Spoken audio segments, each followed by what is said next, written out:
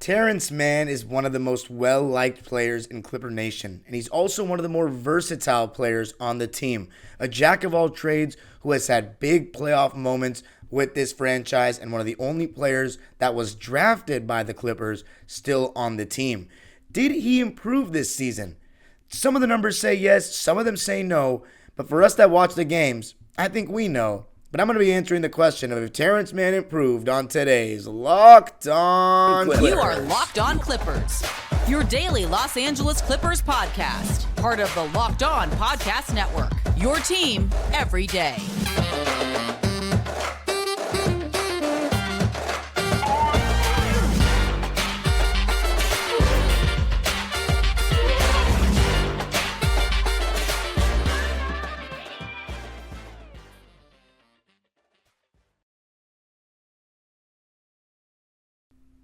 Yes, sir. You are locking in with the Clips. Thank you for making Locked On Clippers the first listen of your day.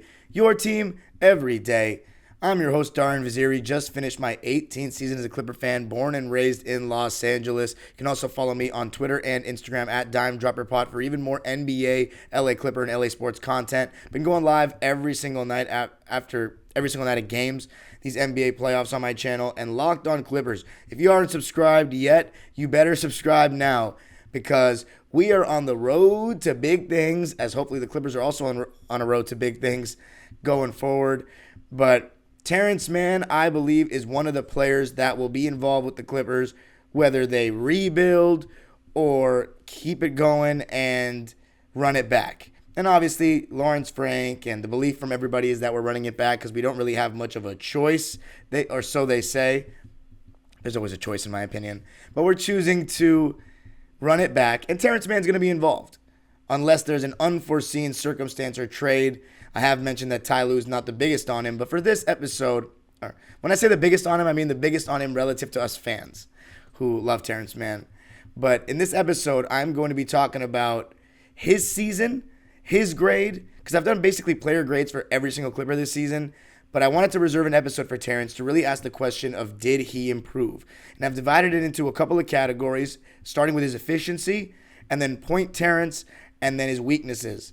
So if you haven't figured it out by now, I think Terance Mann absolutely improved this season. Obviously, you can't really look at the team record. Our record was better this year, but the expectations were that much higher. We had Kawhi Leonard for 52 games. I already did an episode on if it's going to be the most disappointing season or if it should be considered the most disappointing season in Clipper history. My answer to that was yes. And by the way, this episode is brought to you by Prize Picks. Prize Picks is the best daily fantasy app on the market, in my opinion. I'm going to be talking more about Prize Picks later, but let's start out with Terance Mann's season this year. I give him a B+, and here's why. I think that in his role, he was really good. I think that his grade to me is limited by Ty Lue and how little he played in relative to how much everybody wanted him to play, how much he should have been playing if we're being real, because we struggled guarding the point of attack so much defensively throughout the year. We were considered slow and unathletic, and when I say considered, we were slow and unathletic, and he adds athleticism, speed, a transition presence, somebody that can get to the basket and adds rim pressure and attacks closeouts to the fold. He also plays better defense than a lot of players we had on the team. And this season, he shot 39% from three. Last season, he shot 36.5% from three. This season, it was better. Now, his best three-point shooting season was actually 2021, where he shot 42% from deep. But if you remember, he didn't actually play consistently like that season. He played in 67 games, started 10, but a lot of times his minutes were up and down. Even in the Dallas series, he was barely playing. Last season, the 2022 season, was the real first season where he got over 20 minutes a game and was a consistent part of the rotation. Now, this year, to start the year, the first couple of games, he was the odd man out. But obviously, we had Kawhi for so long that he was able to integrate himself and earn his minutes, and then Robert Covington became the odd man out. But the fact that he was even the odd man out to start the season out of the 11 players that we had, John Wall, Norman Powell, Luke Kennard, Nico Batum, Robert Covington, all those guys, and not even having a backup center, of course, Ty Lue going into the season had Terance Mann getting the least amount of minutes on opening night. That to me was shocking and showed me that Ty Lue doesn't love Terance Mann's skill set. When Ty Lue talks about the players he likes or the things that he emphasizes so much, it's three-point shooting, it's floor spacing, it's playmaking, and guard play. Terance Mann, technically, if you look at the numbers, he is floor spacing now. Teams are going to leave him open, though, a lot because he's not one of the better shooters on our team. But the stats don't lie. He shot 39% from three this year, so he is spacing the floor. He's also one of the only players that actually moves without the basketball and cuts, and he can elevate at the rim. So that's one thing you love about him and something that the Clippers lack. But in the terms of the Ty Lue conversation, he's not a great on-ball playmaker because he's not great shooting the ball off the dribble. Now, we saw a little bit of point Terrence in 2022 of him getting those added reps. You saw him, teams are going to be in drop coverage all the time against someone like Terrence. He needs to hit the mid-range shot with confidence, and teams know that he struggles to go left. But this season, with Kawhi back, with Paul George playing more, with John Wall added to the fray, Terance Mann at the point guard wasn't really done that much, even when he was starting at point guard. I'm going to get into that in the second segment, but it was mainly Kawhi Leonard and Paul George still handling the ball. But overall, my first reason as to why Terance Mann was better and is getting better is because his efficiency hit new heights this year. A career high 52% from the field. Mind you, he played the second most minutes of his first four seasons. This season, last year, obviously the most with everybody out. He averaged 28.6 minutes in the 2021-22 season. This season, 23.1. He should have averaged like 27, 28. In the playoffs, it should have been 30 plus, but, I digress. 23 minutes a game. He shot 52%. He shot more shots than he did in 2021 per game. He shot more threes than in 2021 per game, 2.4 as opposed to 1.4. He shot 39% from three, which is better than last season by a full 3%. So or about 2.5, I should say. But you just want to look at, 2021, as I said, it was a weirder season for him. He didn't have guaranteed minutes every night. Now he does the last 2 years. So the fact that he improved his three-point percentage to me is huge. And 33% of his shots were threes this season, believe it or not. 33% of them. I'm sorry, 38% of them. 38. So over a third of his shots were threes this season, and he shot a career high in field goal percentage, shot a career high in true shooting percentage, which is threes weighted more than twos, and he had his highest points per game per 36. He didn't have his actual career high in points. That would be last year with 11 points per game. This year, 9. But per 36, because he played 5 less minutes this season, he had a career high 13.7 points per game. As I said, best field goal percentage, best true shooting percentage, a career high 60% from two. 60%. And obviously a lot of those shots inside the arc are going to be dunks and layups. But hey, he's getting easy buckets and he's converting. He's a great cutter, as I said, is really good in transition, goes up strong. He has that nice little scoop layup that he likes to do with his right hand where he extends, a little jelly action. And that Euro step he does from right to left, that hop and lays it in with his right hand. But Terance Mann, 60% from two is absolutely big time. 77% from 0 to 3 feet in. That's a career high as well. So basically 80% damn near around the basket. A third of his field goal attempts are within 3 feet. So he's literally the definition of threes and layups, guys. That's what they're made to do in today's NBA. The role players mainly shoot threes and layups. Career low mid-range attempts for Terance Mann this season from 10 to 16 feet. But overall, with all those stats, you conclude that he was more efficient this season than in any other season. But coming up, going to be talking about Point Terance. There was a stretch where no Reggie Jackson in the starting lineup. We elected to go with Terance Mann at the point guard position, and we started to see it pay some dividends. Going to be talking about that part of his game coming up. But before I do that, I got to tell you about Prize Picks. Prize Picks this year is offering the $1 million daily Superflex promotion for the NBA playoffs and finals. Every day of the playoffs or the finals, one PrizePicks user will win a chance at becoming a millionaire. One entry placed after 8 a.m. Eastern Standard Time will be randomly selected each day, and whoever placed that entry will be given a 6-pick flex with the following payouts. If you get 4 correct picks, you'll win $16,000. If you get 5 correct picks, you'll win $80,000. And if you win 6 correct picks, or if you get 6 correct picks, you will win $1 million.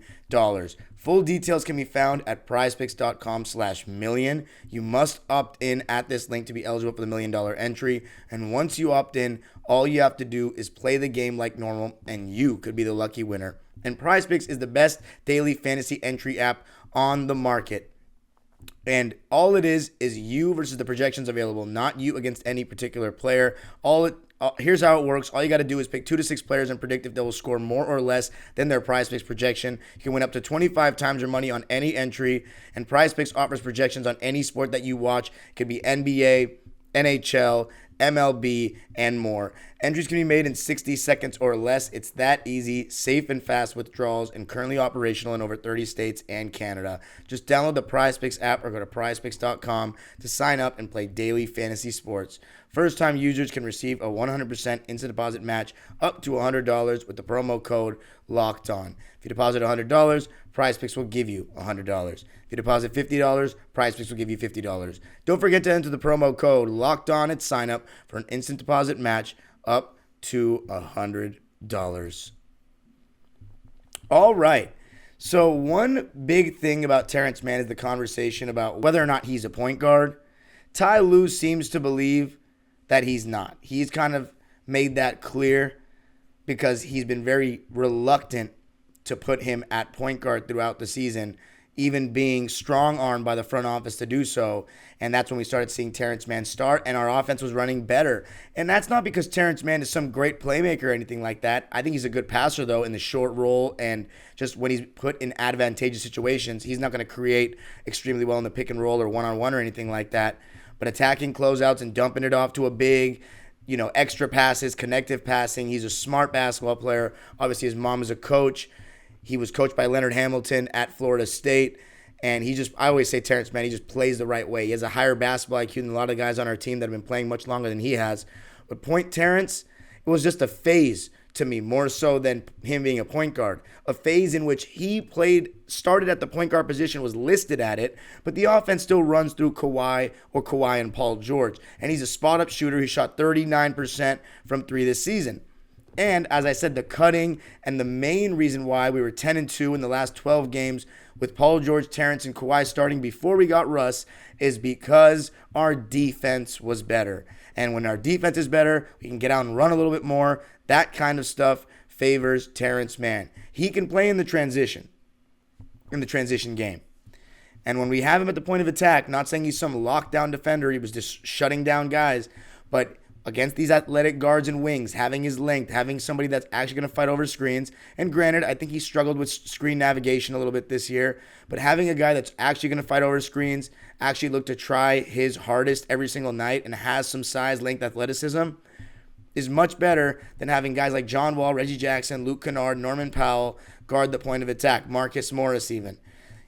Terance Mann was one of our best point of attack defenders, and that's what made it that much more frustrating that he wasn't playing as frequently as he would have liked this season. Games where he should have been closing to be guarding those kind of guys, and he wouldn't. And it was hurting, actually, in my opinion, costing us games. You can go back and check the episodes during the season because they're all still up on YouTube or your favorite podcasting platform, and you'll see what we were saying. I mean, there was a lot of outrage about it, and you can say that I'm very pro Terance Mann, and that's why I'm saying all these things about him improving. But look, I want you to tell me if you think he improved as well in the comments. If you disagree, I want to hear your explanation. I laid out the efficiency, but my reason why I put point Terance up there is not because I think he got so much better at playmaking or anything like that.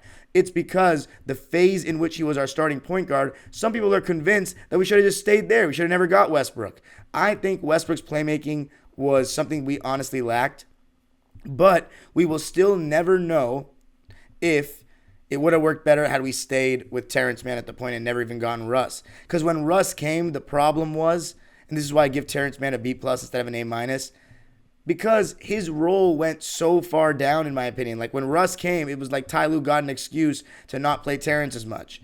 I mean, I wish I had taken some time, and I apologize for it, taken some time to maybe check what Terrence's minutes were before and after we got Russ. But, I mean, his role significantly decreased when we got him. And I get it, but I don't even think those two should be a thing. Just because Russ is there doesn't mean Terance Mann shouldn't play more or shouldn't play as much as he was playing. He needs to play with Russ because he'll actually run with him and cut. And one thing about great point guards and passers, they love cutters. And we saw lots of great stretches, in fact, with Terance Mann and Russell Westbrook playing alongside each other with the transition game and the athleticism that was added to the floor with those two guys. So the reason why I say point Terance is because we went 10-2 in those last 12 games before Paul George before we got Russell Westbrook. 10-2 in the games with Paul, Kawhi, and Terrence starting, because there were 2 games in there I remember that we punted, basically rested everybody. But Terance Mann showed that as a starter, we were a better team. That's the simple fact. So the proof is in the pudding with the efficiency and what we were able to accomplish with him starting at that one spot. But coming up, going to be playing devil's advocate and talking about the other side. What are Terance Mann's weaknesses? What might somebody say if they don't think he improved? And what does he need to improve? Going to be talking about all that coming up. All right, so to close out the show, the not so fun part for me is talking about Terance Mann's weaknesses. So one of them, on-ball creation. He doesn't really have a handle or a bag, so to speak. He has that little one-legged fade he's kind of added to his arsenal, but he doesn't really have a consistent off-the-dribble creation game. And one, it's because people don't respect his jumper like that off the bounce. And two, because he doesn't really have many moves in his bag. I guess at the NBA level, we don't see it. I bet in an open run, he'd be filthy. But he's very, very right-hand dominant. He really struggles going left and very rarely finishes with his left hand in traffic or contested. He's fantastic going to his strong hand, absolutely fantastic, but it's clear everybody knows that. So he needs to improve his left hand to me. Keep getting better shooting the ball. The shooting the ball will open up everything. There were even moments this season where Terrence hit like shots at the end of the shot clock. Very tough shots, contested step backs, like tough catch and shoot threes with guys draped all over him or closing out really close, or closing out hard, I should say, right in his face. He hit more contested shots and tough shots than we've seen from him, in my opinion. But there were a lot of times based on, the shot clock winding down or something like that. But it shows me that Terance Mann is improving his shot making. And that's one thing the efficiency did show. So he needs to continue to keep getting better shooting the ball. I see him putting in work at Memorial, shooting corner threes on Instagram. He needs to keep practicing those. But also, what I would like to see, and I don't know if we're gonna because Ty Lue doesn't really believe in him as a point guard, but is Terance Mann embracing that mid-range game that he took a good amount in 2022, especially from the right elbow, just stopping and popping, because I've seen him knock down that shot. He didn't shoot it that well this season, and as I said, part of it's because he didn't shoot that many of them. His lowest attempts from that range, from 10 to 15 feet in his career. So he needs to, in my opinion, look to get better in that shot, because once he gets better in that mid-range area, because that's the shot team's going to give him. They know he can attack the rim, so they're going to sag off and sit at the rim. If he can knock down that shot, everything will open up for him. But if someone was to say Terance Mann didn't improve, they would say his PPG wasn't higher or something. But I don't really know, what. That's not a very strong argument because of the minutes. I want you to tell me about his defense, though. I think he had more defensive breakdowns, maybe it felt like this season, or nights where he was just not playing that well in terms of point of attack or one-on-one defense. But I think it's a large reason is because he didn't play as much. I think there is such a thing as defensive rhythm as well. And also maybe it's just because my expectations were so much higher and I had such a, oh my God, we got to win this game so much more than in 2022 where we didn't have as much to lose. So maybe that's why. But let me know what you think of Terance Mann's defense and his season overall. Do you think he got better? Because I overall think he did get better. And that's shown by the career highs in efficiency, how we did when he started, and I think overall it's confidence. Each year in the NBA, he's going to get more familiar. He gets older, gets stronger, gets more confident. I think the biggest thing that is so, not talked about enough is confidence and experience. That matters. Seeing the same players and building your confidence that, yeah, I can, go backdoor on this guy, pretty easily. I can catch the ball around the basket. It's an automatic 2 points against this guy pretty easily. I know this guy likes to go left so much when he likes to go right. I know that he's going to pump fake when he goes to his right and come to a full stop. Like these little things, being in the league longer, you get better, you get more experience, you get more comfortable. So much of sports, I say it all the time, is mental, and that's what comes with experience, and that is something that Terance Mann has gotten better with every single year, which is natural, and you can see that by watching the games, in my opinion. And I think Terance Mann's only going to continue to get better. I give him a B+. He should have played more. It is what it is. I beat the dead horse with that this season. But in my opinion, Terance did improve. But let me know what you think. You can follow me on Twitter and Instagram at DimeDropperPod. Subscribe to my own YouTube channel, Dime Dropper. And, of course, subscribe to Locked On Clippers and hit the notification bell so you know every single time we go live. And let me know what you think. Did Terance Mann improve this season? Why or why not? The age-old proverb continues, go Clippers.